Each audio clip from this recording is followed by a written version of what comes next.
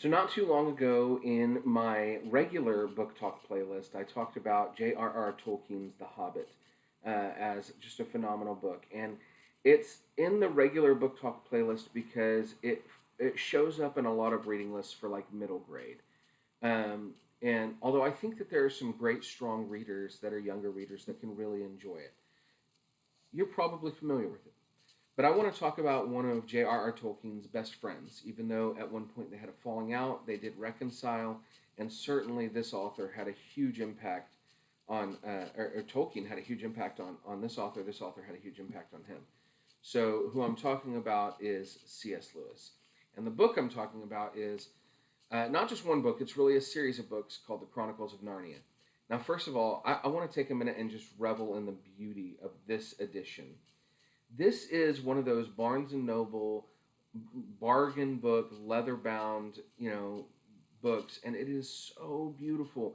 And they typically run $20 to $25. So I'd encourage you, if you do not have this, pick this up because it is worth it. It's so good, and it has all seven of the Chronicles of Narnia books in it. Now, the Chronicles of Narnia is a series, and typically when I review or talk about a series, I only talk about the first book because I don't want to spoil the others. The thing is that this series of books, these seven books, while they do have an impact on one another, they're all such unique and individual books, and they don't all have the same characters. Although characters will be in different books. So, what most of us are familiar with when we talk about the Chronicles of Narnia is the second book chronologically in the story, but I believe it was the first book that was published, which is The Lion, the Witch, and the Wardrobe. And The Lion, the Witch, and the Wardrobe follows these four young children, the Pevensey children, who, during the raids on England in World War II, are forced to go out and live in the country with a professor.